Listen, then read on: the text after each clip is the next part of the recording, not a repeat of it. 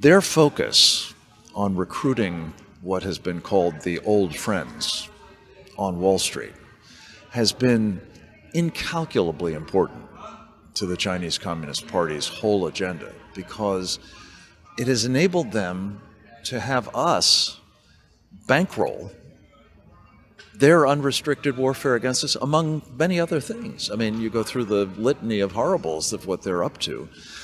Things, for example, like the Belt and Road Initiative. They're making these payday loans that are in fact colonizing, at my last count, something like 145 countries around the world, paying for infrastructure to be built with their financing, which then winds up being something that, like payday loans, with loans that will never be paid back, which then default to ownership by the CCP. Which means foreclosure on the assets, which means that you have now colonial presence and, as you say, dual use power projection options worldwide.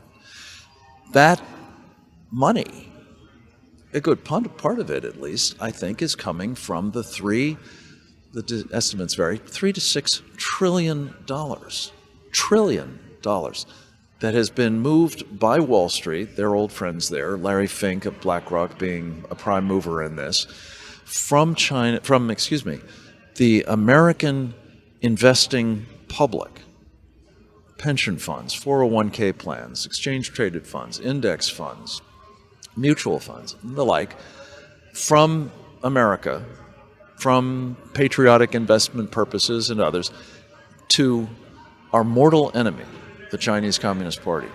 This is continuing. Larry Fink, not so long ago, said we ought to triple the amount of investment we're making there. And this is essentially, I think, the United Front or the Ministry of State Security or the Chinese Communist Party, the People's Liberation Army, whoever you want to say is running this thing. It is of immense help to them in enabling them to try to destroy our country. And it has to stop.